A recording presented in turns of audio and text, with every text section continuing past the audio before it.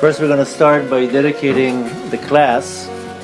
We're going to mention some names, and later on, if you want to write a name in very clear handwriting, and you can either email it to me or give it to you on a piece of paper, but with very clear handwriting. Baruch Hashem, I have a very big zchut. I live in Tzfat. I live in one of the most holiest cities in the world, and a 5-minute walk from me, there's about 500 tzaddikim resting there. So every Friday and every Rosh Chodesh we go to the Kvarim of the Ari Kadosh and Yosef Karo and Rabbi Shimon Bar Yochai and many others, and we mention names there. So if you want to write a name, but it has to be in a very clean handwriting, because sometimes I find it hard to read them. Now we're not going to have time to mention everybody's names. We're just going to read these names. This will be Le'ilu Nishmat Amram ben Avigail, Miriam bat Nima, Avigail bat Sultana, Getel bat Shmuel, Moshe ben Zelig, Batya bat Mazal, Yitzchak Chaim ben Chava, Pesach Leah, Pesach Leah, bat Sarah, thank you. Ada bat Mazal, Rafael ben Zakia, should have Aliyat Neshama and a great miraculous health. Refuah Shlema for Rafael Linido ben Margalit, Naomi bat Zikia, David ben Yafa, and anybody else who needs a Refuah Shlema should have a miraculous recovery and a Refuah Shlema. And a very great thanks to Miriam bat Juna and Shalom ben Zahara. They should have great nachat from their kids and grandkids and health, long life, and Bechlal, everybody in this room and Klal Israel completely should have great blessings, both in the spiritual and the physical, and the beracha and parnasa and yirat shamayim and love, and anybody who needs to get married should find their other half. Anyone who needs kids with yirat shamayim should have many, many kids, and everything that your heart desires. Hashem should bless you in the best way possible. So, we're going to go Be'ezrat Hashem about an hour with our class, and later on we'll take some time to take some questions and answers, and Be'ezrat Hashem, I'll try to get to everybody's questions. During the class, try not to ask questions because it's very distracting and there's a lot of people here, and if we take everybody's questions throughout the class, then we'll finish tomorrow morning. But I promise that after the class, if you have questions, I'll be more than happy to answer whatever question you have. And we'll start with a great thanks to, of course, Stacy and Melanie for opening their home and advertising and getting everybody together and making this night happen. Should also be blessed with great health and wealth and happiness and nachat from the kids, and everything that your heart desires should be blessed in the best way possible. So, we have titled the class that you have the choice to be happy. Most people are not happy, unfortunately.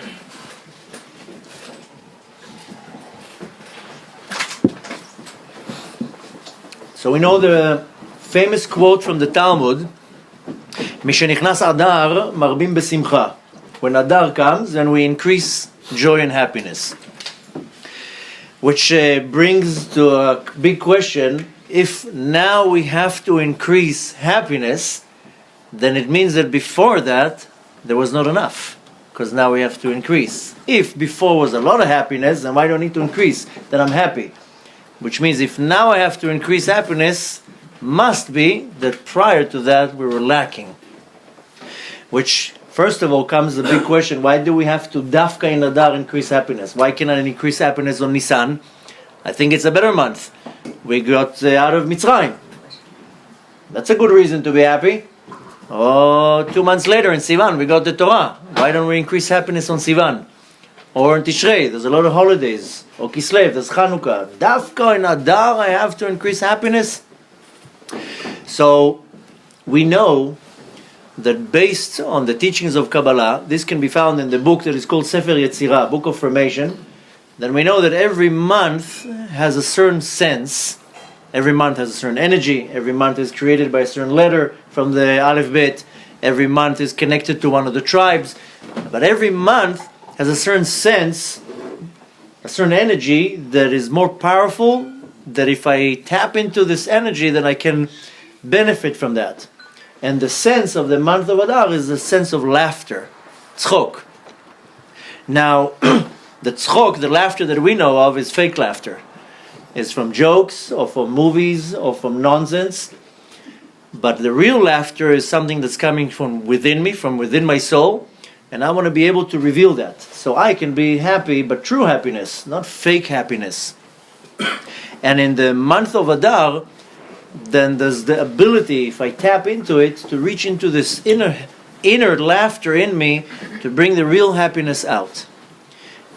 So since this is the energy of the month, so we want to talk about it because this is the most appropriate. After all, the Torah, when we learn from the Torah is not a history book. It's not here to tell me something that happened 3,000 years ago. If I want to read history, I will go to a history book. The Torah has nothing to do with history. The Torah is about teaching. And the Torah comes from the word in Hebrew, hora'ah, to teach. If I'm smart, I'm going to the Torah, because that's the source of everything, to take some type of a lesson so I can apply into my life. Because if I live my life and I don't do anything about it, and I don't change, and I don't work on myself, and I don't refine myself, then why did I come to this world? If a person lives in this world and they think that they only came here for 60 years, 70 years, 80 years, to eat, to sleep, to go on a vacation, drive a nice car, and then leave, then that's a distorted thought. We didn't come here for 80 years and then we become manure. We came here as a stop in my journey, my spiritual journey, and if I'm smart, I gather a lot of information and a lot of sparks, godly sparks, from this physical place, and then I continue on my journey. Our soul is eternal. The body maybe decomposes after I die, but my soul is eternal. So if I come to this world for 67 years, it's almost like going now on a vacation, and I'm going to Rome, and what, you're going to go all the way to Rome, you're not going to shop a little bit, go to some designer clothes and get some nice clothes there? We went all the way there, do some shopping. So some people go on trips to shop, some people go to sightsee. Unfortunately, I don't have to say unfortunately, but I travel every 5-6 weeks to tours of lectures. And my wife, she has to stay home with all the kids. So we have a system. I go with empty suitcases. She has an Amazon Prime account. And then I come home with full suitcases. So I don't want to compare myself to this white bearded guy that the non-Jews like on their holiday, but I come home, I'm like the number one dad. I have all the presents, and the joke is that I don't know what she buys. Just today, my daughter texted me, "Did you buy me this and this?" "Yes." "How many?" I said, "It's a surprise." No, how many you bought?" "I don't even know what you bought." "I don't know, it's in the box." And I'm like, "A lot. Don't worry, it's a surprise. Did you get the green one or the red one?" "Don't you want to be surprised?" "I'm telling you, it's a surprise." On the other line, I'm telling my wife, "Which color is it? Which color?" So, I'm like the number one dad in the world. I come with heavy suitcases. So some people go on trips and they go sightseeing. Some people go on trips and they do shopping. So we're on a trip in this world. So what are you taking out of this world? So you want to take something. You didn't come here to waste your time. You came here to grow spiritually and to refine your soul. And that you leave this world and you go to the next world with a profound achievement. So this month is a very powerful month. Unfortunately, very, very sad that most people, they're not really happy. And if they're happy, it's a fake happiness. Very few people say, "I'm really, really happy. I'm happy with my business. I'm happy with my wife. I'm happy with my kids." Unfortunately, we go through a lot of hardship. Really, when you're thinking about it, in the month of Adar, why are you telling me to be happy? Read the Megillah. This is like the highlight of the month. What's happy there? It's a Holocaust. It's going to be a Holocaust. Why am I happy? Haman wants to destroy us. Achashverosh wants to destroy us. We are in exile. What's the reason to be happy? I can understand after Purim I can be happy, because then we were saved. So tell me, after the middle of Adar start becoming happy. Why are you telling me in the beginning of the Adar to start becoming happy? So The conclusion from that I'm not happy because of the historical event that happened 2,000 years ago, 2,500 years ago. I'm happy because this is the month that there's a certain energy in the universe that if I tap into it, that I can derive a certain power that will enliven my neshama to bring me true happiness. And at the end of the day, everybody wants to be happy. I don't know anybody who says I want to be miserable and I want to sleep in bed all day long and be depressed. Everybody wants to be happy and light and feel that they're achieving things. Unfortunately, when you don't feel that and when you don't have that, then you start running after fake joys, all sorts of instant gratifications. And you know it's not going to make it, so you buy another nice shirt and another nice handbag and another vacation or a newer car. So the happiness is for a minute, for a day, for a week or for 2 weeks, but it's not real happiness. And the real happiness is measured at the end of the day when you're under the covers. How do you really feel? If you're really happy or if you're like, who am I kidding? I'm miserable. So we know that the real happiness is coming after the story of Purim. And we're not going to talk about the story of Purim today. I'm sure you learned and heard enough about Purim. I want to talk about how one can be really happy. And the title of the class who says that you have the choice if you want to be happy. You choose if you want to be happy. You can choose to be happy. You can choose to be miserable. It's totally your choice. The reason why now we're talking about it, because the month is called Adar. Adar comes from the word in Hebrew, Aderet. Aderet means a cover, a kisui. And usually, things that are good are covered. If you have millions and millions of dollars in jewelry, you don't put it on the table. You put it in a safe. Why? I don't want anybody to touch it. If I'm just going to put it on the dashboard, somebody would break into my car. So when something is good and amazing and priceless, then you hide it. The Torah is priceless. Where you put the Torah on the table? The Torah is in the ark. It's closed in an ark, and it's covered with a curtain, and nobody can see it, and it's locked. So whatever is priceless and whatever is valuable, you hide. So when something is good, usually you won't see it's good. The Talmud says, "En bracha shora ela b'davar hasamui min ayin." The blessing only dwells on something that is hidden from the eye. You want something to be blessed? Don't show it to all the world. When you show something to the entire world, then it doesn't have bracha in it. Le'efech, chas v'shalom. It can attract to it completely the opposite. It can be ayin hara, can be many different things that will attract it by the fact that I exposed it. So you want to get the most bracha of something, you hide it. A couple is engaged, before they're engaged, while they're still dating, not the whole world needs to know about it. A woman is pregnant, till she shows, don't have to tell the whole world. You have a success in some business, you're about to close on the house, whatever it is, you don't have to now put it on your Facebook profile that the whole world sees. Why? Because a minute later the business deal will not go, and now what happened? Now the whole world, what happened to the deal? Well, you said you're signing to the house. Later on, you show it, and bichlal, tzniut, modesty is always the best thing to do. And tzniut is not necessarily how long your dress is. Tzniut is how you talk and how you behave, and men also have to be modest. Because when you keep things quietly, that's where the bracha will really dwells. So, the good in my life is always going to be concealed. And I know a lot of people say, listen, I want to see the good. You're giving me now concealed good. But the real good in my life is always going to be concealed and not so obvious. I have to understand that the good in my life will be covered. And the entire month of Adar is about covering the good. That's why it's called Adar. Again, the word in Hebrew, Adar, comes from the word Aderet. And Aderet means a kisui, means a cover, when something is covered. And Adar is the last month of all the months. I know people think that Tishrei is the first month, but Tishrei is not the first month. It's actually the 7th month. Nisan is the first month, which makes Adar the last month. It's the last month, very powerful energy. Most people, whether they acknowledge it or not, you can ask yourself later, most people in the month of Adar are very tired, physically tired and emotionally tired, because it's the month of the end of the winter. It's when the energy is very, very low, but nevertheless, Nisan comes and then everybody gets rejuvenated with new energy. If you look inside yourself or you make an analogy, you'll see that most of the people in Adar are tired, physically tired.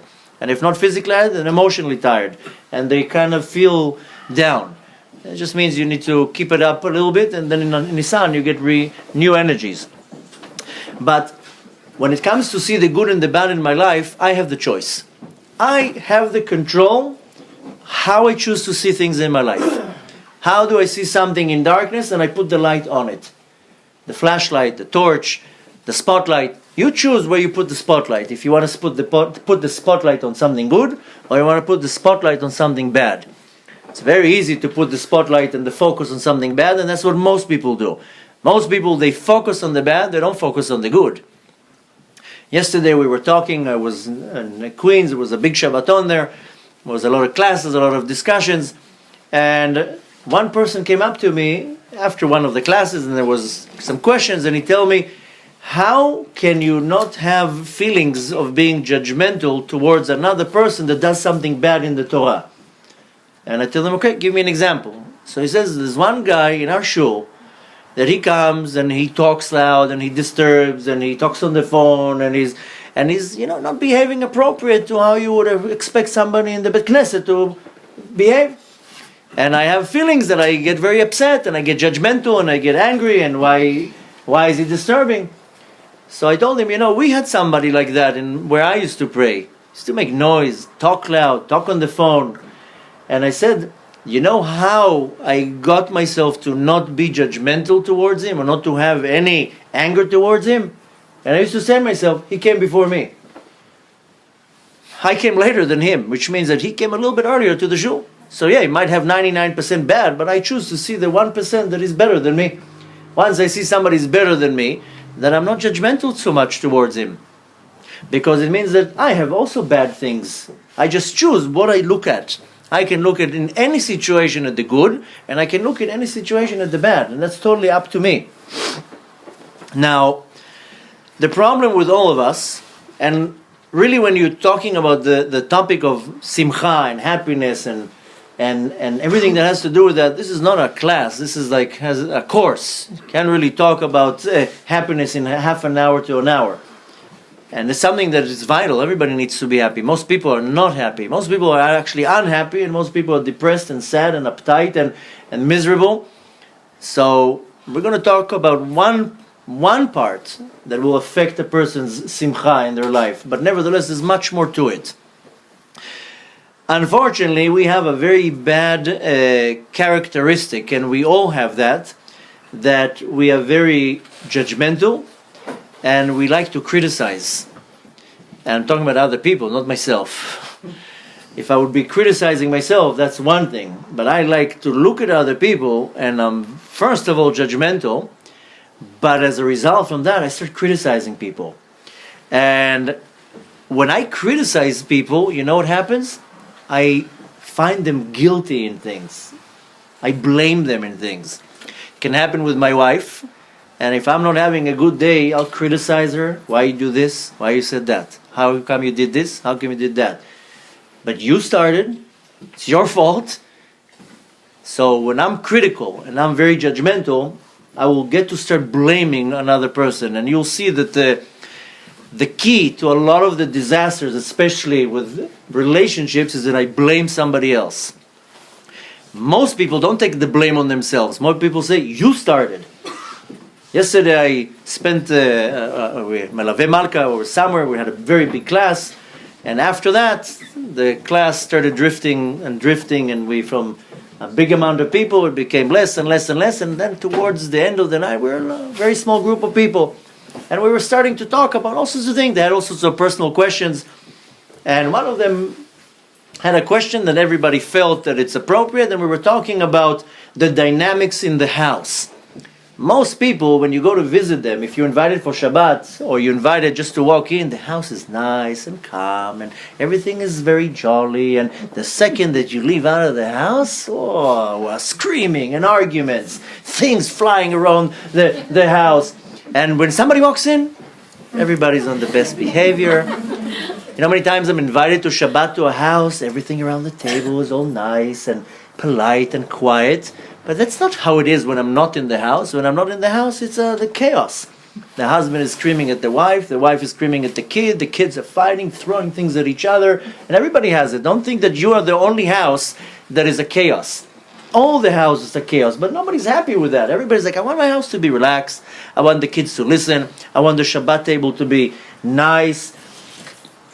So we were talking about different types of approaches. How do you approach that the house has to be relaxed? I mean, really, when you walk into people's houses, you don't see it because, like I said, when you go to somebody else's house, everything is on the best behavior. And everything is like with smiles and, the elbows, don't. So, but the reality is that the second you're not there, the dynamics in the house is different. So that's what we were talking about, a few couples. And I was explaining to them, listen, I also have a house. I also have a wife. I also have 6 kids. My house is not, it's not that I live in some cloud somewhere in the sky. I'm a human being exactly like everybody else. So I was talking about how we have a certain ritual in our house that we do a family meeting.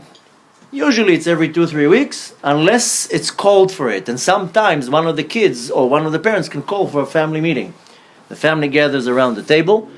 And then the rule of this family meeting that everybody says what's on their mind, but nobody's allowed to answer back. And I have little kids. It's not that my kids are in their 30s. I have little kids. And if one of the kids will say, you did this and this and it bothered me, the other person is not allowed to answer, but you started. Or you did this to me. This is not a discussion. It's just people putting their information on the table. That's a challenge not to answer back. Because if somebody comes and tells you, but you did this and this and it hurt my feelings, what do right away? You answer back. You defend. But you did. You started. But you said this and that. And before you know it, the whole table is a chaos. So the rule of the family meeting is that there's no arguments. It's only allowed to put information on the table. What bothers me in something that you did. Later on, then we look at the information, we will analyze the information and so forth, and it's unbelievable, and it's extremely helpful, and the kids feel that they get their word out, and there's no argument. It cannot be an argument. And that's the problem, is that when somebody blames you in something, you right away throw the blame back. And when we become judgmental and critical, then the first thing that will happen is blaming. Why are you blaming me? A couple, they fight, right away, both feel, but you're blaming me. So, there is a, blaming in Hebrew, by the way, is said lehashim, or blame is ashma, or somebody who's guilty is ashem. We do know that in the Torah there are many types of sacrifices. There's one sacrifice that is called korban asham, the sacrifice of somebody who was guilty. Okay, there's many different types of sacrifices. This korban asham, very few individuals have to bring it. One of the individuals that needs to bring it is a Nazir. Nazir is an individual that took on himself an oath not to drink wine, not to have grapes, not to be next to a vinery, not to touch a dead, be in the vicinity of a dead person and so forth. And they grow their hair. Why? Because they want to become more holy, more closer to Hashem. But the problem is that I have to be involved in this world. I didn't come to this world to be a Nazir. I came to be involved in the world. What does it mean involved? If I drink now a cup of water, then I'm elevating the godly sparks in the water to their source. And when I eat, I elevate it to its source. Whatever I do, if I work and I make money, there's a godly spark in everything. Now a Nazir that segregates himself from grapes, then how are you elevating the grapes? We do kiddush with the wine, with grapes. And we have to eat it, consume it, and elevate it. So the Nazir is, so to say, instead of doing something good, he's doing something bad. He's bringing a lack. Or in the biblical term, he brings mavet, death. I mean, you're not doing what you're supposed to do. Therefore, he has to bring a certain sacrifice to atone for what he's lacking. So this is one sacrifice. Now, we unfortunately have the power to make somebody guilty. And that's a very bad thing, because when I point a finger at somebody, you know what happens? Then I make that person guilty.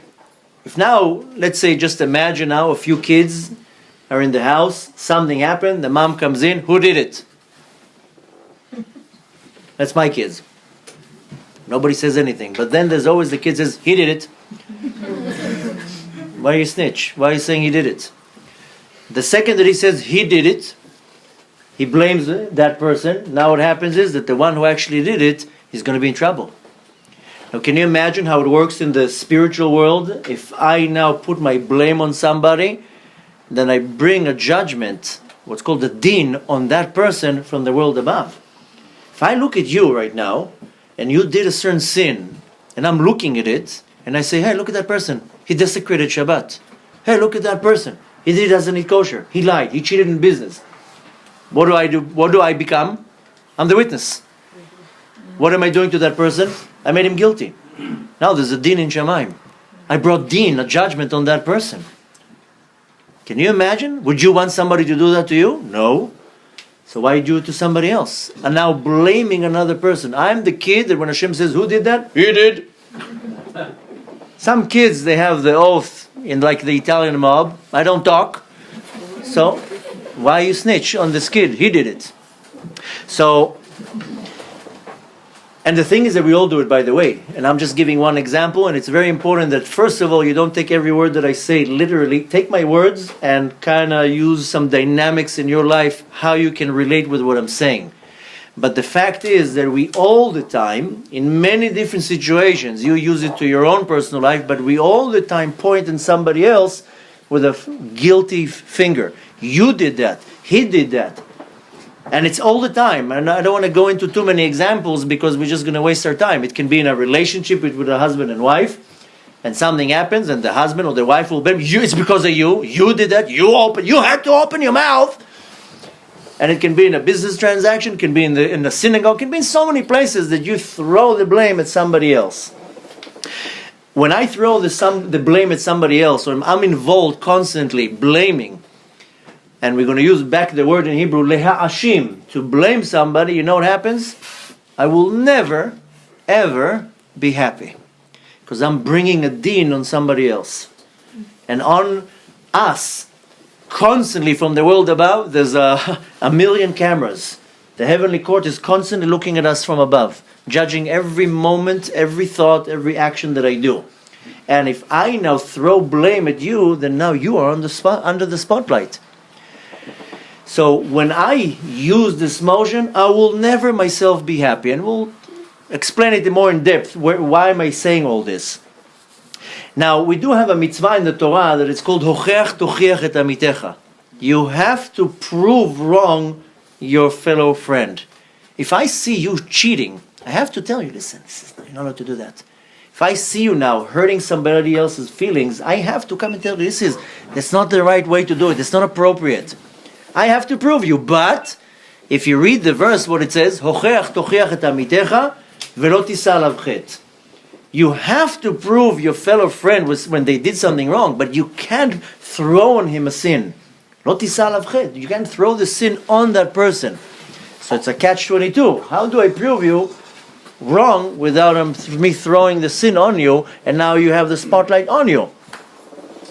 So when I do that in the wrong way, what do? I put on the person the blame. And now, from Shamayim, they're looking at that person. Now there's a din on this person. Now I become the witness. He will become guilty. Now I'm the one who's bringing this problem. And this action that I'm talking about, this is called to be judgmental. And when I'm becoming when I criticize, we criticize people all day long. Did you see how he behaved? Did you see what she said? Did you see how she was talking to him? And this is criticizing, when we criticize people all day long. Why? Because we're extremely judgmental. So today we're going to focus on this. Why? Because I'm blaming people for other things that they do. I'm not looking at myself.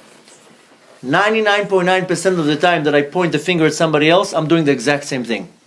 In a different form, or maybe in a different time. But I usually do the same thing. But what happens is, I start blaming other people, I become very judgmental, very critical, and I criticize. So this is one thing we're going to talk about. Why? Because where is blame, there will never be joy and happiness. If I'm constantly on the blaming side, I will never be happy. And you know where you see it the most? When a couple is fighting. A husband and wife, they're fighting. It's your fault. It's your fault. You started. You said. How are you going to be ever happy when you're blaming? A smart person says, okay, it doesn't matter who's wrong right now. Let's see what's the problem. It's very easy to get into a fight, whether it's your wife or your husband or your partner or your neighbor. It's very easy to throw the blame somebody else. I don't want to be the wrong one. You're the wrong one. When you're busy with that, you'll never have happiness, because the simcha doesn't work with that. Now, we are in a period where we're reading a group of parashot about the building of the tabernacle. And everything that we read in the Torah has a connection to the period of time where we are. And like I told you before, the Torah is not a history book. The Torah is a manual.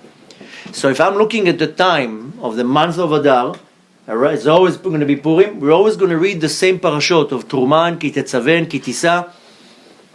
And what is it talking about? It's talking about building a tabernacle. V'asitim lemikdash v'shachanti betocham. Build me a sanctuary, and I will dwell in you. What is this whole concept of the mikdash? Mikdash comes from the word in Hebrew, kadosh, or kedusha, holy, holiness. So I want to see, is there a connection between holiness, kedusha, and happiness? And the answer is 100% yes. If there's no kedusha, there's no holiness, there will never be happiness. And if there's no happiness, there'll never be kedusha. You know where you see it? Look at all the prophets. A prophet cannot receive prophecy if he's in a state of sadness. A prophecy can only happen when the prophet is in a state of utmost happiness and joy. I told you already, I live in Tzfat, and my neighbor is the Ari HaKadosh, the Holy Ari. He says on himself that the greatest giluim that he ever got was only on Shabbat and only when he was in utmost state of happiness and joy. That's when you bring Kedusha and holiness into the system. Where else do we see that Kedusha, that holiness and happiness go together? 3 times a year we celebrate our festivals. Pesach is coming up. I know you say the word Pesach, people are like, oh my God, no, I'm going to sell the whole house, go on Kosherika, I don't need this headache. So you just say the word Pesach, people start already. Good thing that we can sell the house. But nevertheless, so we have Pesach, then after that we have Shavuot, after that we have Sukkot. What does it say in the Torah? V'samachta b'chayecha. You have to be happy. Joy and happiness is in the holiday, in the festival. It's all about joy and happiness. So there is a huge connection between Kedusha, holiness, and Simcha. Take the word Simcha in Hebrew. Simcha is happiness and joy. How do you write it? You write it with a shin, even though you read it as a sin, Simcha, then a men, then a chet, then a hey. If you switch the order of the letters of Simcha, you get another word. And that's the word in Hebrew, Mishcha. Mishcha is a cream. Mishcha is also what we read in our week's parasha. In Ki Tisa, they made the Mishchat HaKodesh, the Shemen Mishchat Kodesh. I'm sure you sing on Friday night at the song of Bar Yochai. Bar Yochai, Nimshachta, Ashrecha, Shemen Kodesh, right? What is this Nimshachta? What is what he puts on himself? Hand cream. But we see that in the Torah, everything was anointed with a special oil. So there's something in this word Mishcha. Very, very interestingly, in Tehillim, chapter 30, it says Mizmor Shir Chanukat Habayit LeDavid. This is the song when they anointed the Bet HaMikdash. Mizmor Shir Chanukat Habayit. The first letter of every one of these words is Mishcha. Mizmor Shir, right? Chanukat Habayit. So this is the word, the letters of Mishcha. And what is it talking about? David HaMelech build before he built that Bet HaMikdash, but nevertheless everything had to be anointed. David HaMelech was anointed by Shmuel. Shmuel came into Bethlehem with a special oil and he anointed him. Very soon Mashiach is going to come. Why do you think he's called Mashiach? Because he's going to be anointed also with this Mishcha. When Bet HaMikdash was built, or now when we're reading in the parashot about the Mishkan, everything had to be anointed with this oil. Just imagine. Now we're gonna talk about it very soon. But one of the first things that they built for the Mishkan was the ark, the Aron HaBrit. The beginning was a piece of wood and some gold. Till they poured the oil on it, there was no kedusha in it. There was nothing holy. It was just gold and a piece of wood. Once they anointed it with the oil, then it became kadosh.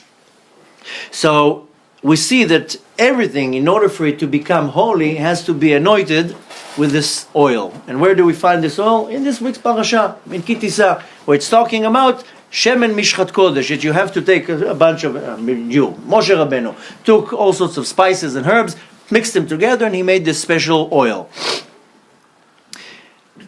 Going back to what we were talking before, that if a person, there's no Kedusha, then the person will never be happy.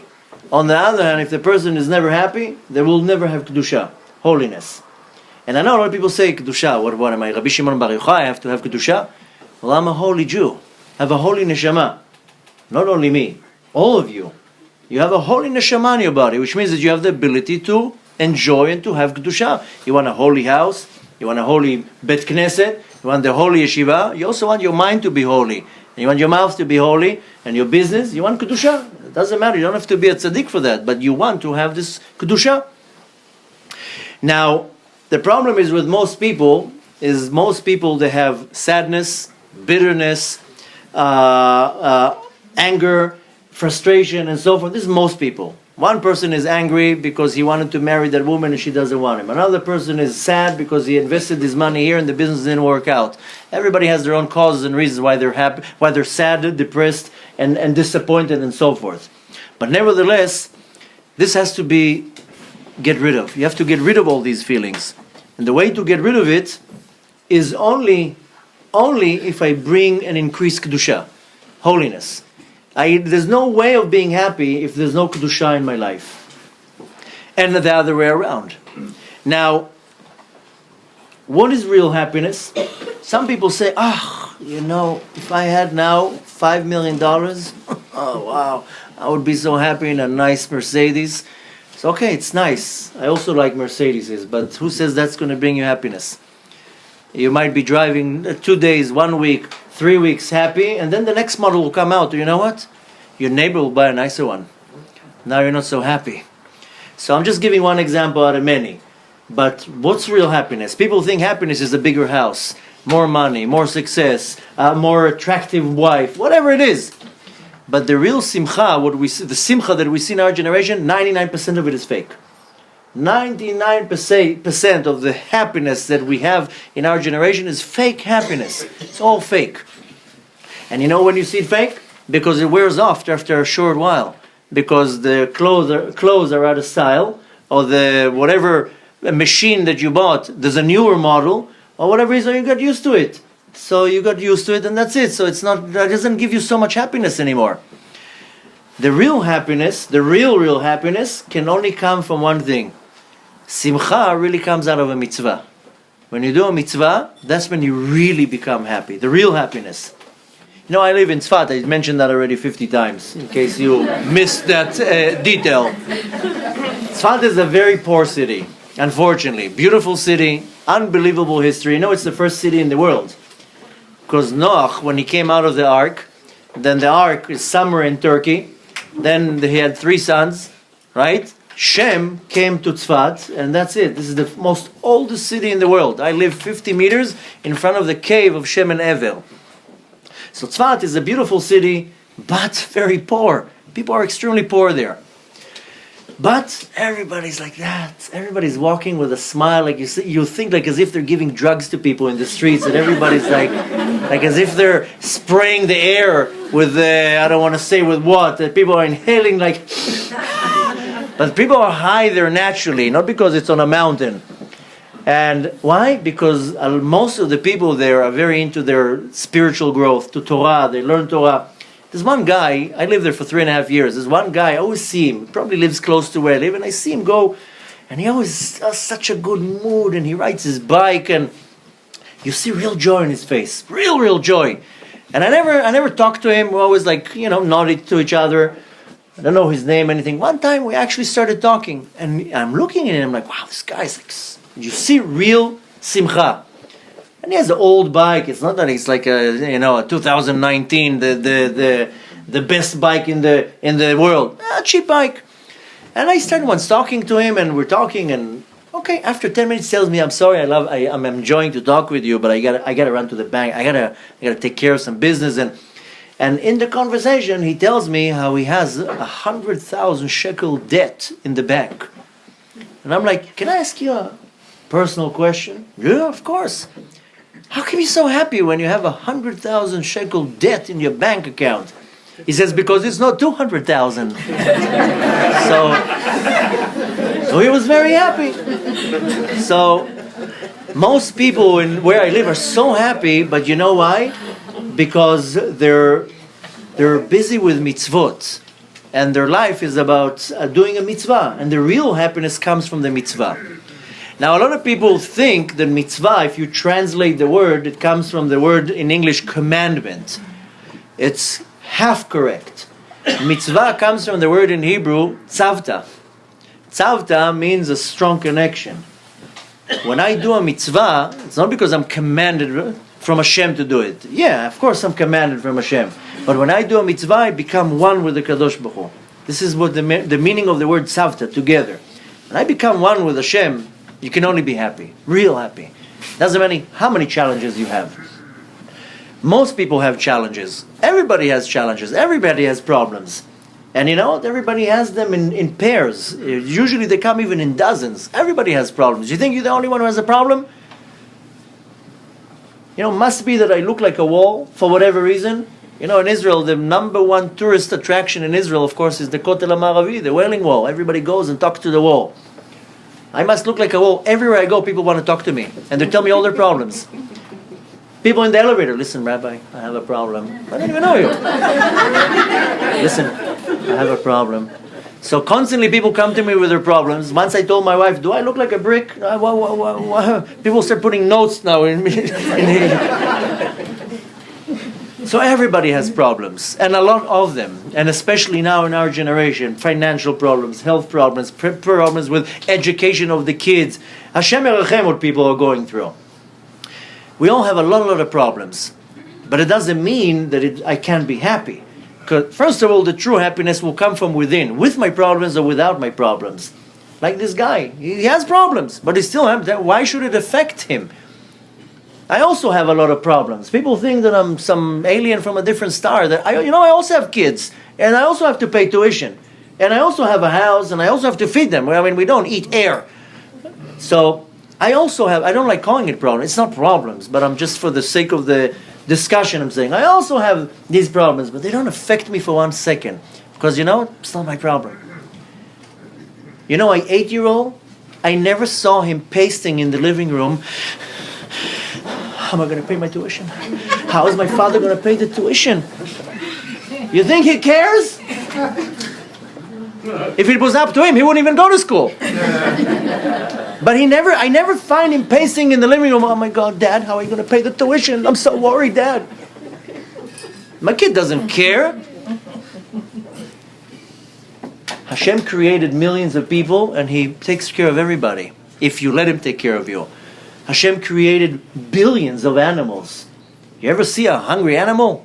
Billions of fish in the water. You think that Hashem is not feeding all the fish?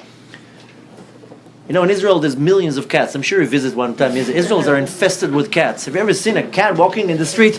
Oh my God, am I getting food? He's looking through the garbage and he'll find a little bit of food and eat. We're the only ones who are going under pressure. Oh my God, how am I going to deal with this problem? It's not even your problem. Your problems are not your problems. You're making them your problems. So we tend to take responsibility to all these problems that I have, but really, we all have a lot of things to deal with, challenges and problems. But it doesn't mean that it has to affect my level of simcha and happiness. What, if I'm going to be worried about my problems, it's going to solve anything? No. So why should it affect my simcha? I always say, I fall asleep literally within a split of a second. I just put my head on the pillow, I'm already in the third dream. And sometimes my wife gets very annoyed. She was like, how do you fall asleep so fast? 20 minutes, I'm like this. 20 minutes, I'm like that. 20 minutes, I'm like this. She was like, how do you fall asleep so fast? So I said, well, first of all, I only have 2 hours to sleep. I don't have time to waste. But more than that, I'm not worried. I don't know anybody anything.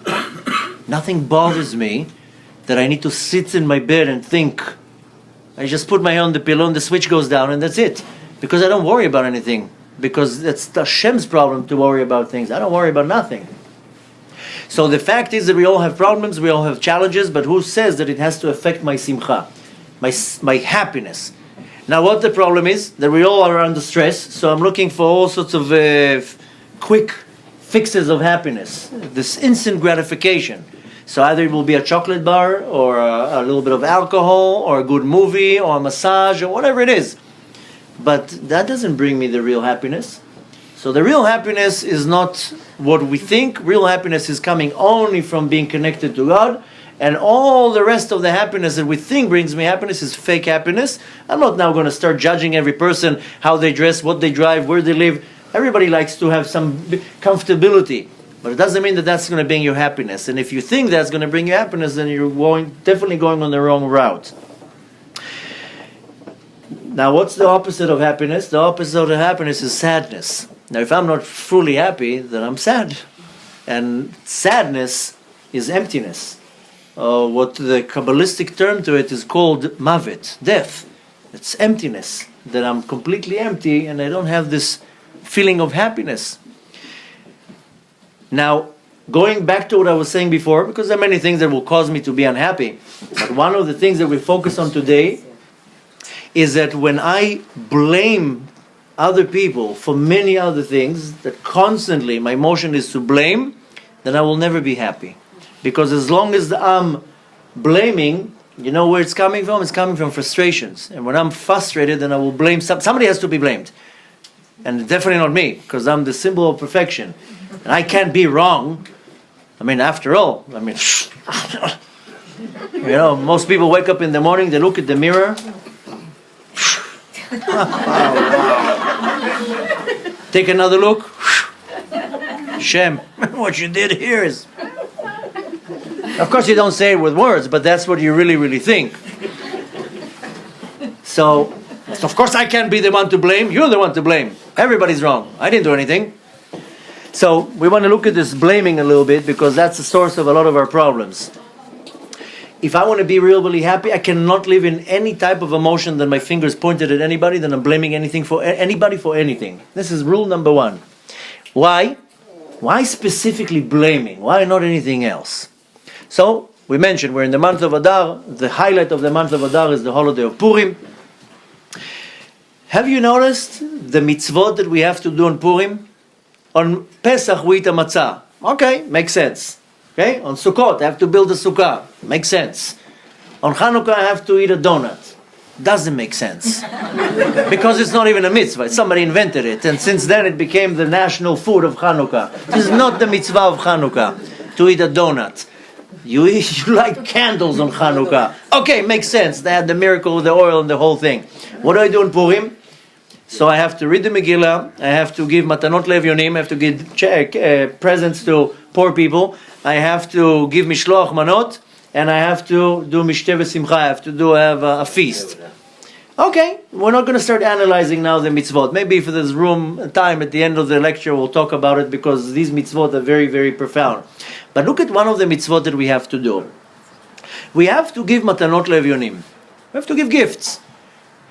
Don't I do that all day long? Throughout the year. What's so special about Purim? Well, every day I give tzedakah. And every time somebody poor comes to me, I will give him something to eat. So why do I have to do it also in Purim? What's so great about giving that? And you know what? Why don't I give that in Pesach? Pesach is a lot of money. You know what it means to run a whole Pesach? Why don't I give gifts on Pesach? Or maybe I should give a gift also on other holidays. Why in Purim? That's a mitzvah, to give a gift to somebody that is poor. And if you're looking at the Megillah is very, very mystical, very, very deep. The Talmud says that the Megillah was written in Ruach HaKodesh, in the divine inspiration. You have to look at all the words. The words are very profound there. It says there that Haman said something very, very interesting. What does Haman said to Achashverosh about us? Yesh Am Echad, there's one nation, Mefuzar and Meforad. You know what's Meforad? Separated. Mefuzar is spread. Meforad is separated. Look at Haman, how smart he is. They're separated. There's no unity. There's no achdut. They're not together. They don't like each other. He's Ashkenazi, he's Sephardi, he belongs to this group, he belongs to that group, he wears his hat like this, he wears the hat like that, he's Reform, he's Conservative, he's Hasidic. Aman picked up on that 2,500 years ago. They're scattered. They're not together. That's their weakness. He says to Achashverosh, you know that whenever we're united as a nation, nothing can touch us. We are untouchable as a nation whenever we are united. Whenever we are separated, that's when all the problems happen. You know why we have problems as a nation? Because we're separated. Make now an experiment. Take all the Jews and make them united. We're going to be untouchable. Not going to be any problems. You know when we felt it the most? When we received the Torah. We were united. It says in the Torah, Ke'ish echad, belev echad. As one unit. So you know what happened in Matan Torah? All the 6 people became healed. Blind people started seeing. Deaf people started hearing. They became multi-gazillionaires at the time. There wasn't poverty. Because after this ocean closed, all the chariots of Paro washed to the shore. They all went busy there. They all became multi-millionaires. 2 weeks ago we read Parashat Truma. Where would they have gold and copper and silver and rubies and all these expensive materials to give to the Mishkan? Well, in the Bizat Hayam, when the water washed after the sea closed, then they took all this precious stones and gold and silver that came onto the shore. So when we were united, we were super blessed. That was probably one of the only times that we were united. And if you go back also to the story of Purim, how did we beat Aman? With unity. We were united. Mordechai came and says, let's get everybody together. So when I'm not united, that's when I'm subject to an attack. And that's the problem with all of us. And that's Haman picked up on that 2,500 years ago, and he says they are separated from each other, and that's their weakness. And therefore, our sages said, you know what? When I'm giving out this matanot le'evyonim, what's the action that I'm doing? I'm causing this unity and closeness. Now we're all together. I don't judge other people. They come, they need some help, I will give them.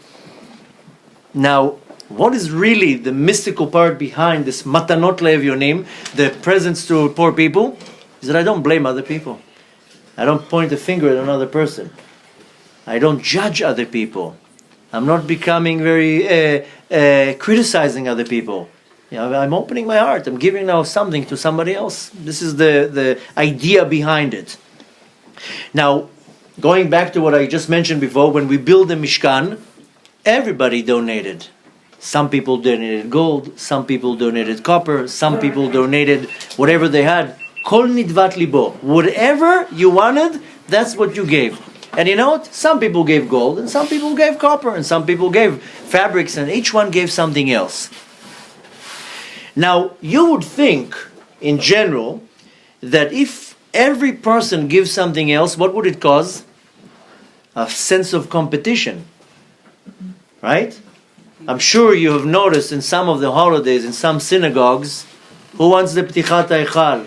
1,000, 2,000, 2,500. Do I hear 28? Do I 28? Do I hear 32, 35? This is a competition. But many people says, why were they selling what is business in the shul? Why? Because first of all, you want everybody to be participating. But how come everybody, to raise the hand is very easy. I was a gabbai in a shul for 10 years. To raise the hand, that's the easiest thing. To go like this, to sign the check, that's a little bit harder. But nevertheless, you would think that in the Mishkan that everybody gives something else that will cause some type of a competitive, why is he giving gold? I want to give the gold. But he already gave the gold. You give the silver. I don't want to give silver. I want to give the gold. You would think that it will cause some type of a competition. Now, what it caused in the Mishkan is that I bring what I want to bring. I want to bring this present. And another person will say, I want to bring that present. Not what you bring. So it actually brings me to a point that we're not blaming each other. We're not competing with each other. Rather, you bring what you want, and I will bring what I want, and you will bring whatever you want. The thing is that as long as there's the finger pointing, then I have a problem, and I have to get rid of all this. I have to get rid of my hate to other people, to jealousy of other people, the sense of being competitive with other people. You know, all this that I said now is because sometimes I look at another person and I say, why him and not me? How come his business is better than mine? How come his child looks much more behaved than mine? It's very easy to look somewhere else and says, how come him and not me? And what happens? Starts developing jealousy. And when I'm jealous, then I'll start hating and I'll start resenting. And needless to say, that will build and build and build. That's, by the way, this finger pointing. This is the blaming. That's what I'm talking about. That I look somewhere else and I'm now becoming judgmental and I look, why him and not me? Why him and not them? That's this blaming that I'm talking about. You got to get rid of it. If you have this in your life and you have to make your own accounts, you have to decide how much it is applying to you. We're going to get to it very soon to the end to understand what I need to do and to apply it. But the point is that you have to take everything that I'm saying and see how it's connected to your life. Now, going back again to what I was saying, not for nothing we're talking about it right now. We're in the month of Adar, but also around the month of Adar, there's a group of parashot. We read it last week, the week before, the few coming weeks. All that we're talking about, the plans about the Mishkan. Now, you would think, why do you have to tell me how to build the Mishkan? Did we ever build it ever again? No. We built the Mishkan once in the desert and that's it. Why does the Torah go out of its way to tell me how to build a Mishkan? What is IKEA? Make it yourself with the pieces? Have to look at the instructions. We never ever built a Mishkan ever again, and we'll never build a Mishkan. So why is the Torah going out of its way to explain to me every little detail? The answer is because the Mishkan is me. I'm the Mishkan. I am the Mishkan. That's why it says, "V'asitim li mikdash," build me a tabernacle, a sanctuary, v'shachanti betocham, and I will dwell in them. Technically, it should have been betocho. If you speak a little bit of Hebrew, it should have been v'shachanti betocho. Build me a tabernacle, a mikdash, one, and I will dwell in it. Why betocham? Why in all of them? So our sages say, in each and every one of you. So I am the Mishkan. So when the Torah is going through so much length to explain to me how to build a Mishkan, because I am the Mishkan. I am built from wood and from copper and from gold. And in the Mishkan, there's an ark and there's a menorah and there's a table. It's all me. So today we don't have the time to start analyzing every little thing here, but I have to understand that I am getting instructions now from the Torah, not how to build a tabernacle, how to build my own tabernacle.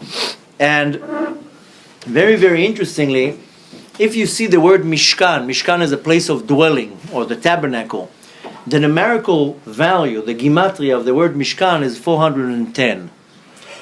Before I was telling you that Simcha can only come when you have Kedusha, when you have holiness. The word Kadosh, holy, is the exact same numerical value, 410. So Mishkan is 410, the Gematria, and Kadosh is 410, which means that the Mishkan and Kadosh, Kedusha, it has to go together. Now, in the Mishkan, like I told you, it's not the instructions of IKEA, how to build a tent. Rather, it's how I build my own Mishkan. And in the Mishkan, you found so many things. But, like I said today, we don't have time to go over everything. I want to concentrate on one of the most important parts of the Mishkan, which of course is Aron HaBrit, the Ark of Covenant. If we have a little bit more time, we'll talk about a few other things. But the Ark of the Covenant is the most important. That was the most important part of the tabernacle. And everything else was a very holy article in the Mishkan, but the Ark, the Holy Ark, was something unique. It was really, really unique. First of all, it was so heavy that nobody was able to move it even. It would lift itself, by itself. And it says in the Talmud, Shalom min amidah. It had a measurement, but it would shift the sizes all the time. It was a miraculous sight to see it. You know, on the Holy Ark was the Kruvim, and the Shekhinah would dwell in between. And Moshe Rabbeinu would go into the tent, and the Shekhinah would be right over there. At the time of Bet HaMikdash, they used to move the curtain on Yom Kippur, the parochet, and everybody would see the Shekhinah. Can you imagine that? It only happened in the first Bet HaMikdash. In the second Bet HaMikdash, they didn't have the Aron HaBrit. Because they knew already at the time, was the king of Yehoiachin, and he knew that that the Bet HaMikdash is going to be destroyed. Sorry, the king of Yehoshaphat. And 50 years before the destruction, he hid the Aron HaBrit somewhere in the bottom. People ask, I wonder, where's this Aron HaBrit? People think it's in the Vatican. And it is true, because Titus did take a lot of things in the destruction of the temple. There is in the Vatican probably a lot of the kelim of the Mishkan and the Bet HaMikdash, maybe the menorah and many other things. But the Aron HaBrit, nobody touched it. Nobody's able to touch it. Shlomo HaMelech, when he built the Bet HaMikdash, he already built a whole city under Bet HaMikdash. Now they're starting to find some of the tunnels. If you've ever been to Yerushalayim recently, there's a whole city under there. Shlomo HaMelech built a hidden department where Aron HaBrit is hidden, and they didn't have it in the second Bet HaMikdash. 50 years before the destruction, they hid it already. Besides the fact that Aron HaBrit is so powerful and so miraculous that you can look at it and not even see it. It can disappear. It's such a gem that for history, the whole entire history, everybody's trying to find it. Even Indiana Jones was looking for it. So nobody knows where it is. It's somewhere underneath Bet HaMikdash. It can be right in front of us and we don't see it, because the Aron HaBrit was a miraculous thing. The tablets were in there. The pieces of the first tablets are there. The Sefer Torah that Moshe Rabbeinu wrote was in there. The tzintzenet, the jar of the man. And the whole thing is this big, by the way. It's not like a container, a 20-foot container that you can put Luchot HaBrit in there. It's 1.5 amah, 1 by 1.5 amah, by 2.5 amah. That's the whole thing. Nobody was able to move it. It was so heavy. The Aron HaBrit would raise itself. So the Aron is the most a holy part of the Mishkan. So if we're looking at the Aron, and Aron is an ark, it says it had midot akumot. Midah is a measurement, but midah is also a characteristic or character trait. It had a crooked character trait. This is what we have a lot of it. I spoke about it so many times that the student of the Ari Kadosh, of Rabbi Yitzchak Luria, known as the Arizal, his main student, Rabbi Chaim Vital, writes in one of his books that is called Sha'arei Kedusha, The Gates of Holiness, a book this thick with unbelievable, profound information. And he says there that the main thing when we came down to this world is not to do Torah and mitzvot. The Torah and mitzvot are just the tools to help me get to the ultimate purpose. And what's the ultimate purpose? To refine my characteristics. And each and every one of us comes to the world with a whole list of characteristics that are nice and good. I can be charitable, I can be polite, I can be patient, and so forth. But each and every one of us also has a whole list of characteristics that are bad. I'm quick to anger, I'm jealous, I'm quick to judge, I'm not patient, and so forth. And I have to refine my midot. I have to refine my characteristics. And if I have to work on the midah, the characteristic of anger, then my wife, Hashem is going to give me a wife that is going to drive me crazy all day long. So I know to see how much I can control my anger. And if I have to work on my patience, if I have to refine the midah of patience, then Hashem is going to give me kids that are going to drive me out of my mind all day long. So that's how it works. But nevertheless, we already see a hint in the Aron, in the ark, that it had midot akumot, that you have to use the words in two words. Midah is a measurement, but midah is also, it's a characteristic, but it was crooked, something that has to be refined. More than that, you know how they built the ark? Very, very special way. First, they built an ark from wood. Then they made one piece of gold that the ark of wood can go in it. That was the external part of the ark, and it was one piece of gold. They didn't weld it. They had to build a mold, put the gold in it, and then whoop, take it out, and they have one piece. Then they had another ark, also made out of gold, and that went inside the wood. So it had 3 layers. Inside was one piece, one ark of gold. In between, another ark of wood. Imagine it, just imagine in your mind, like a Tupperware. You know those Tupperwares that one goes inside the other? Same idea. So the inside was gold, one piece. The middle was wood, one piece. And the outside was gold, again, one piece. Now, the ark is very, very unique. If you're looking at a picture, you can look at it online, or maybe you find a book or something. The ark had these rings on the sides, these tabaot, and they had these long sticks in the rings. These sticks are called badim. I know it's very confusing because bad in Hebrew is a fabric. And when you read the Torah and it says badim, you think it's like fabrics. It's not the fabrics. It's a piece of wood, like a stick, that would go in those loops, and that's how they would lift up the Aron. Everything in the Aron has a meaning to it. When you really go to the depth or the mystical explanation of everything, or the Kabbalistic reason why everything was done, it's not that it was some type of a design made by Gucci. There's some type of Kabbalah behind it. Nevertheless, these sticks were called badim, and the way they were made, imagine there's a ring like this, so it went in the ring. Now, it wasn't 100% the same size. There was some type of a gap, so it has some type of freedom. It could go in and out.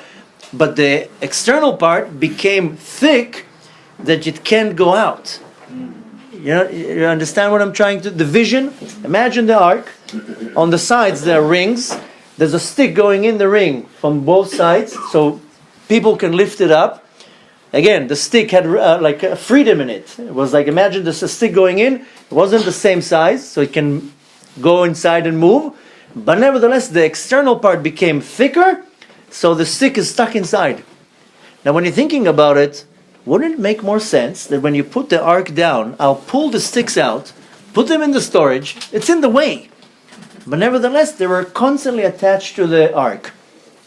Now, we're going to go a little bit more mystical to explain this whole ark. We do know that we all know we have a soul, right? Now, our soul is built from 5 components, 5 levels. From the top to the bottom, the highest part is called Yechidah. Yechidah comes from the word in Hebrew Yichud, not Yachid. Yachid is one. Comes from the word in Hebrew Yichud. Yichud means unity. That's the root, the source, the essence of the soul that is one with the Kadosh Baruch Hu. This is a piece of our soul that we're not really relating with. Then there's another level, one beneath, it's called Chaya.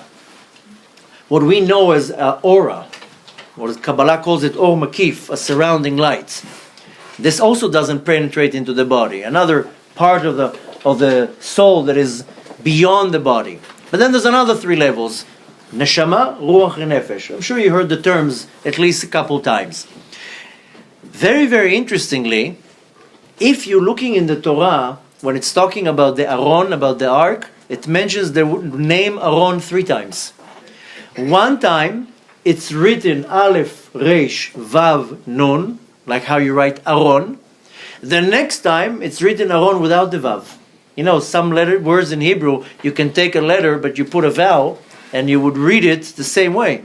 So the second time it's written Aron, it's Aleph, Resh, Nun, without the Vav. And the third time it's written Aron, it's with the Vav. So we have 3 times the word Aron, which means ark. The first and the last are with a Vav, and the middle doesn't have a Vav. Now, I not to go too much sophisticated with the Kabbalah about our soul, but there's a reason why we do mitzvot. The mitzvah is not a burden. Don't think that some bunch of old guys with beards 2,000 years ago sat in some cave and said, okay, how are we going to annoy these guys? Let's come up with some annoying rules. This is not how it works. Every mitzvah has a lot of reasons why we do it. The mitzvot are not a burden. If you're smart, you do all the mitzvot. And we have to do 613 mitzvot. It's called Taryag mitzvot. Why? Because if I want to refine and fulfill and reach to the point that my nefesh, ruach, neshama, the parts of the soul that are in me, are nourished, it can only be done with mitzvot. There's no other way of doing it. I cannot give my soul sushi and my soul will be happy. My soul doesn't care about sushi. That's why you see great tzaddikim, they don't need to sleep much, they don't eat much, they don't need anything from this world. because they get their energy from the soul.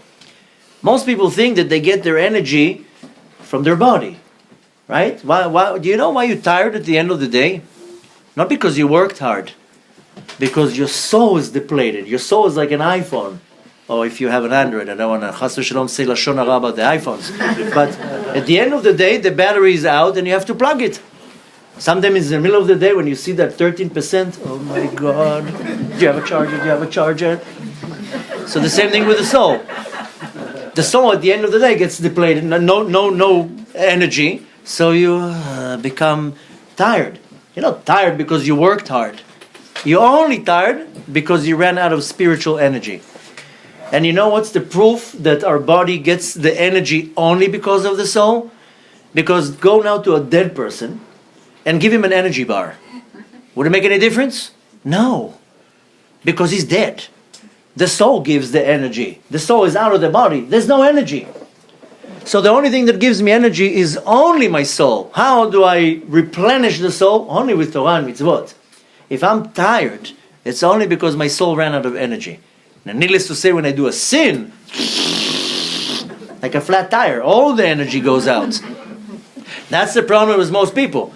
A man wakes up in the morning, he goes to the Bet Knesset, he puts tefillin on, he's a nuclear reactor of energy. Can you imagine how much energy a person gets by putting tefillin on?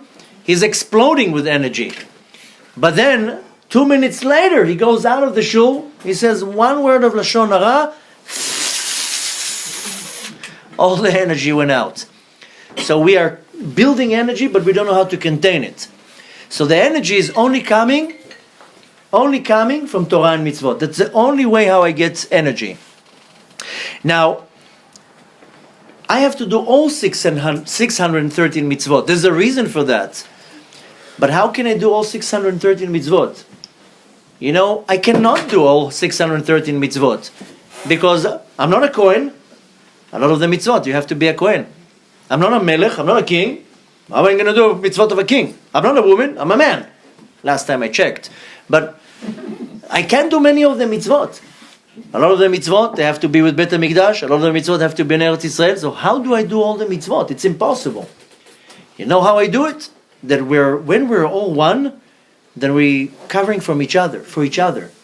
If you're a Kohen and I'm not, then you doing the mitzvot of the Kohen, I'm doing my mitzvot together, we're completing each other. That's the only way to complete all the mitzvot. There's no way that one person can complete all the mitzvot together. It has to be done as a group. And it's a group effort and everybody's doing their part.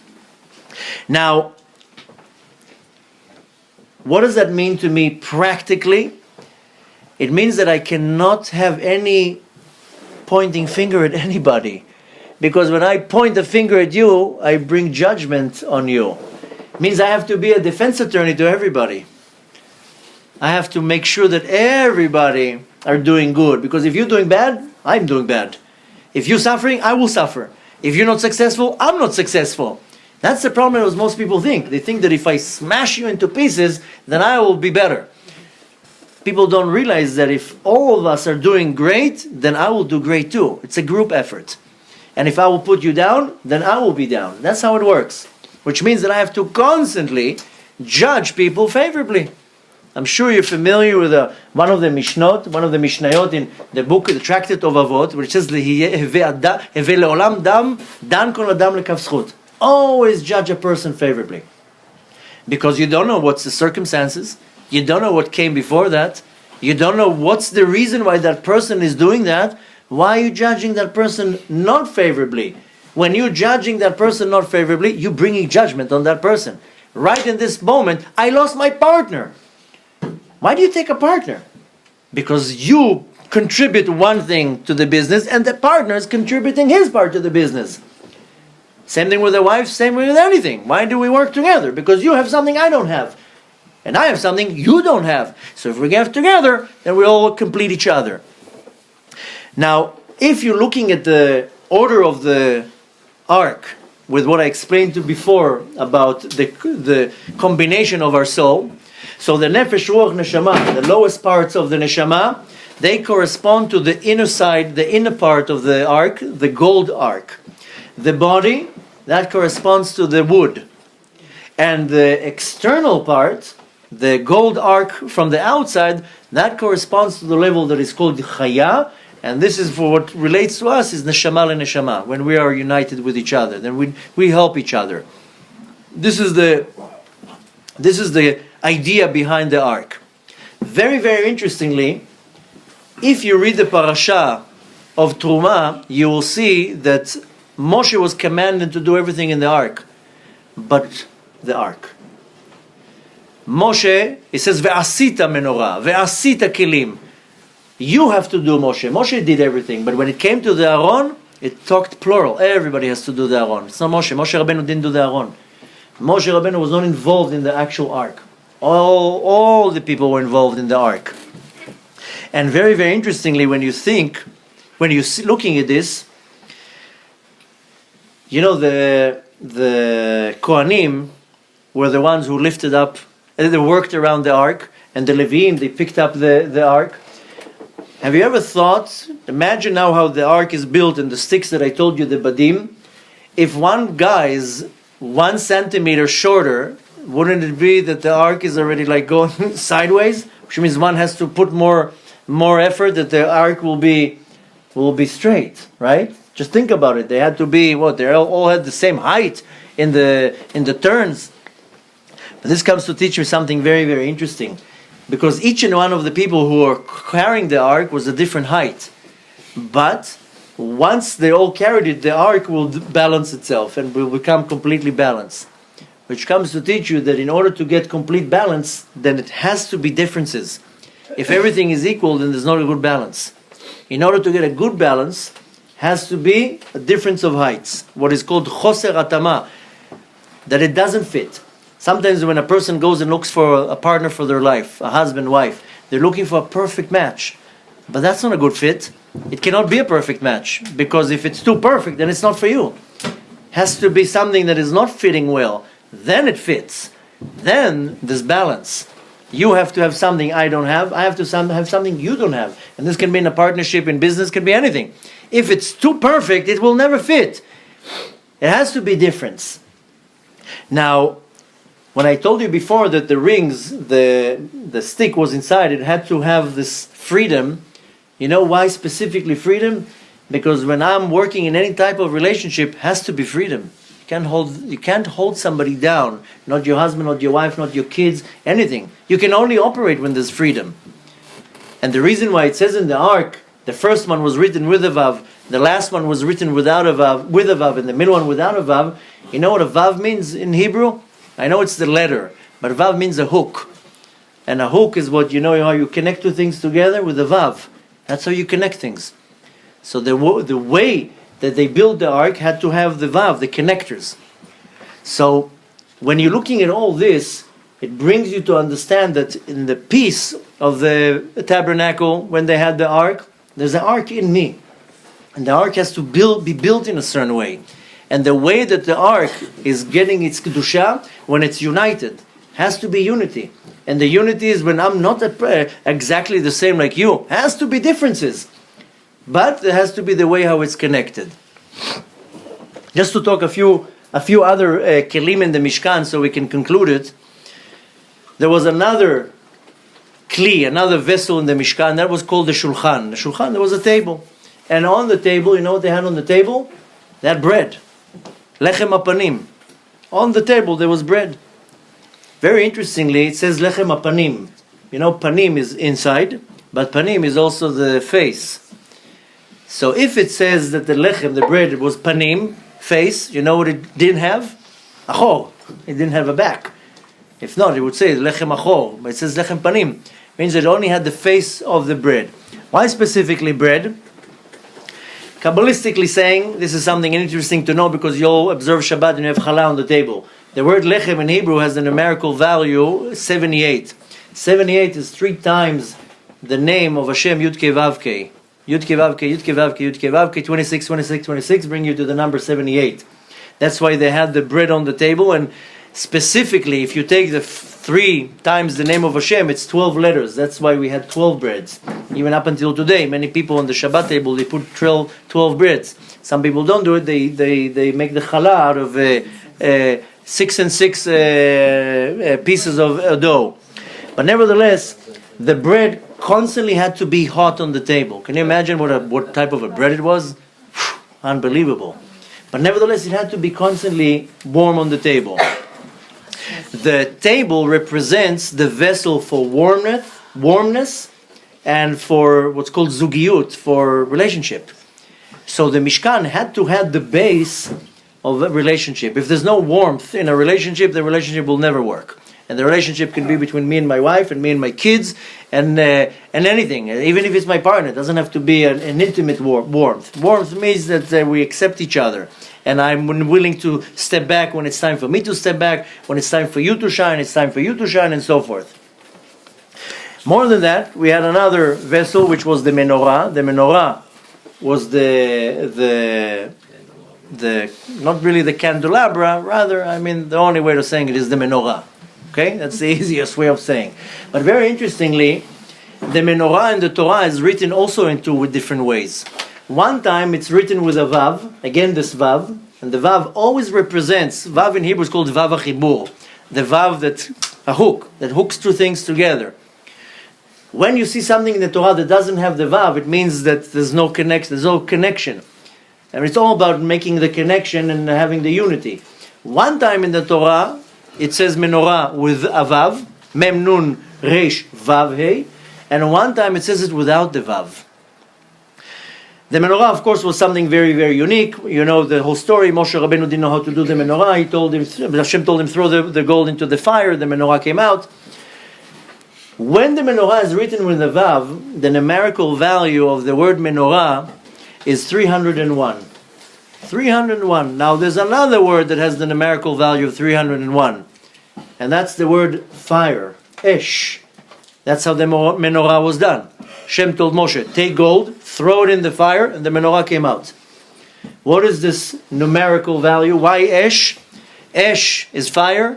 Fire is light and warmth and enlightenment and kindness and so forth. When it's written menorah without a vav, the numerical value of it is 295. 295 shares the same numerical value of a name, of a word, tzara. Tzara is a problem. I'm not Ashkenazi, but I know the Ashkenazi says, how would it say, tzuris? Tzuris, right? I don't know how you say it any other way, but tzara, problem. So when the menorah in my life, I told you already, the Mishkan is in me. When it's with a vav, then it's fire, then that's positivity, that's warmth and chesed and kindness and love and so forth.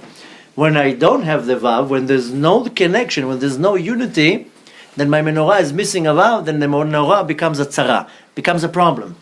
And the problem will come in many different ways. So again, we're constantly coming to this vav achibur, to this vav, this hook that connects together. So when you're looking at the ark and the menorah and the table, it all funnels to the same thing, to this connection, to this unity. And what causes the disunity is that, again, when I point my finger and I blame somebody, again, going back to this whole thing that I blame somebody, and the blaming is being judgmental towards somebody else, and when I'm criticizing somebody else, and so forth. And I got to get rid of that. When I get rid of that, what happens is, then I cause the vav, the unity. If I remove that, it's my choice. I can choose if to judge you or not. And when I'm judging, what did I say before? When you have the ashma, when you have the blame, you'll never be happy. Why? Because I'm separated from you. I'm not whole. I'm not complete. We are meant to help each other. We are meant to share. We are meant to be united. We are not the same like all other nations.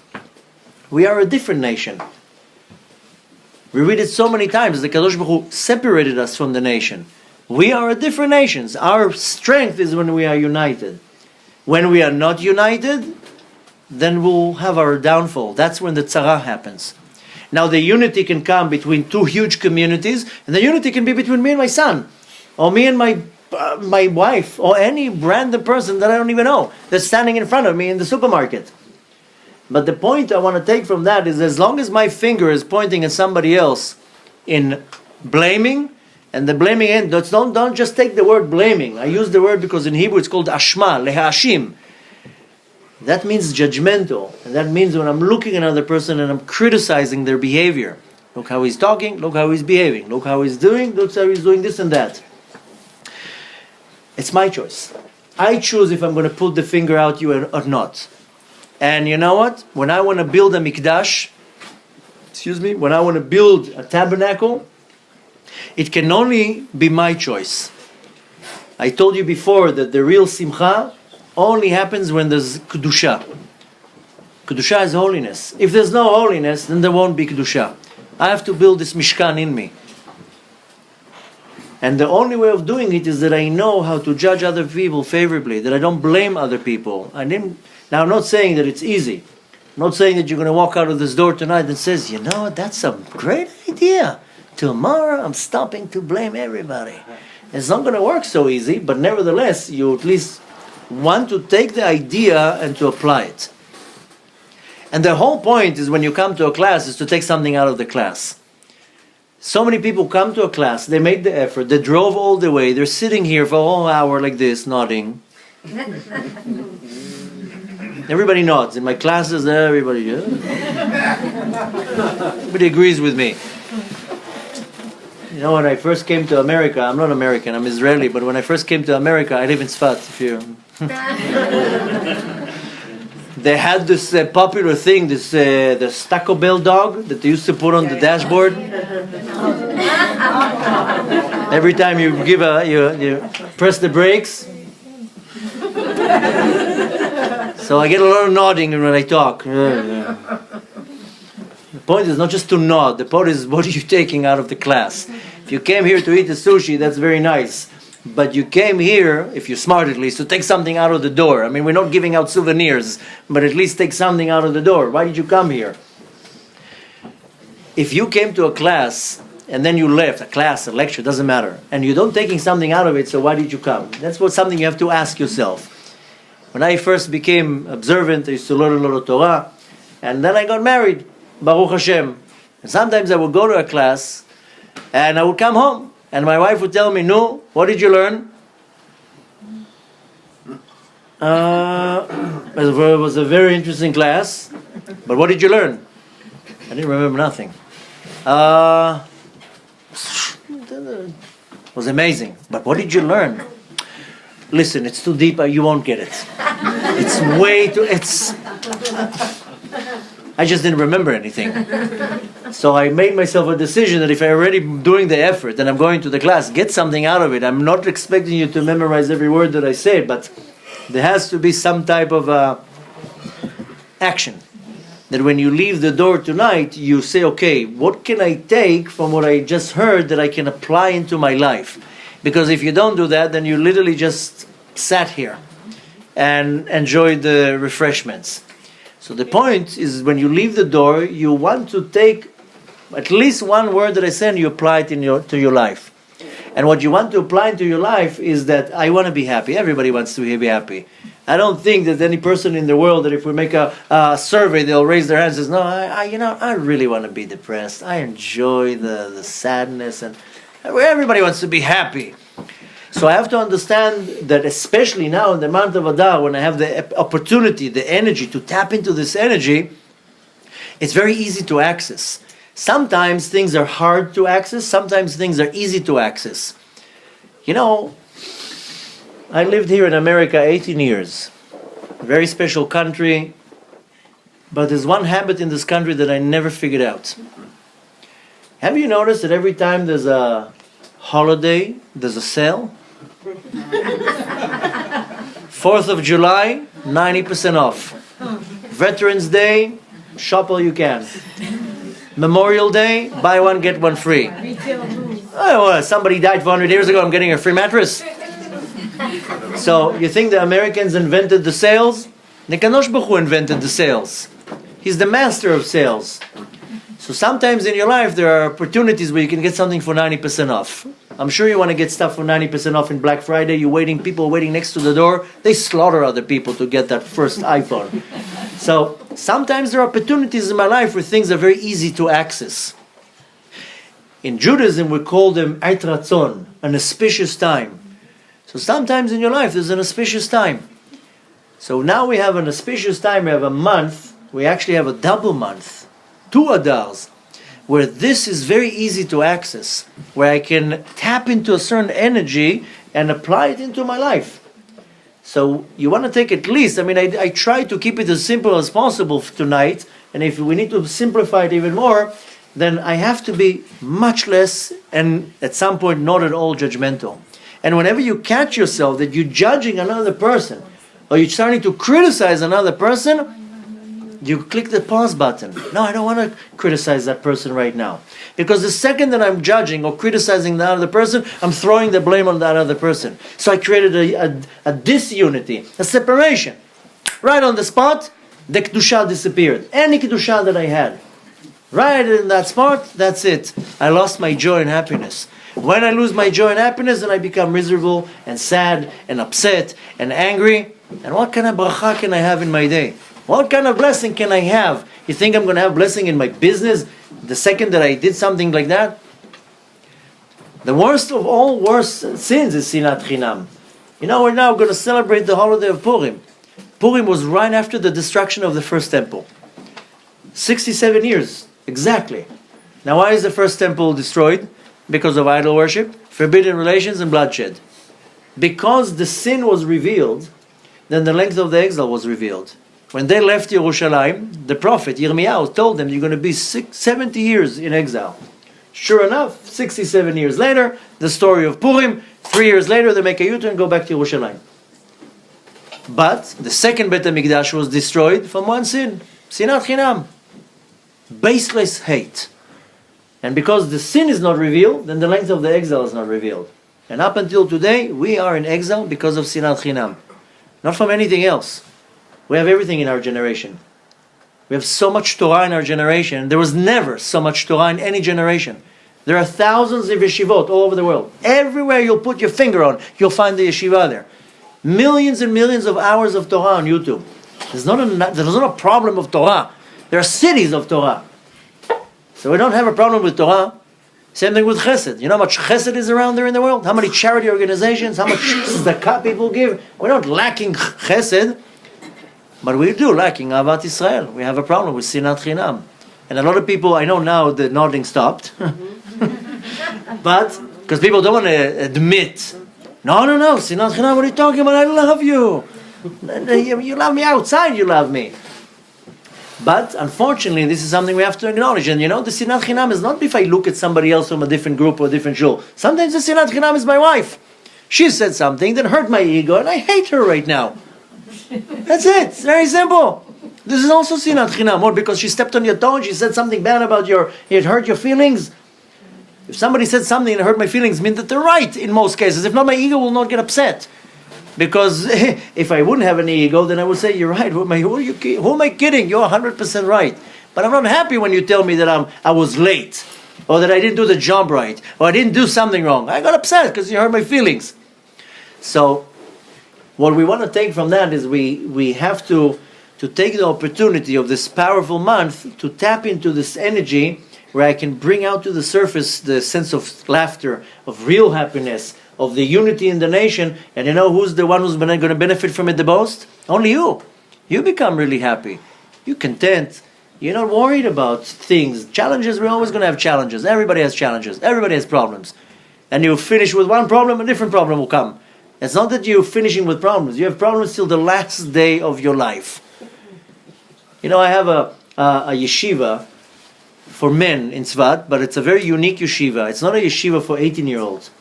It's a yeshiva for older men that want to learn Torah. 3 years ago, we opened the women's center for older women, mature women that want to learn Torah. Today in our generation, a woman in her 60s wants to learn Torah. Where does she go? There's not a lot of places. So she comes to us. All our students are in their 60s. We have students in their 70s. We have a student, she's 79 years old. Women want to learn Torah. They don't know where to go.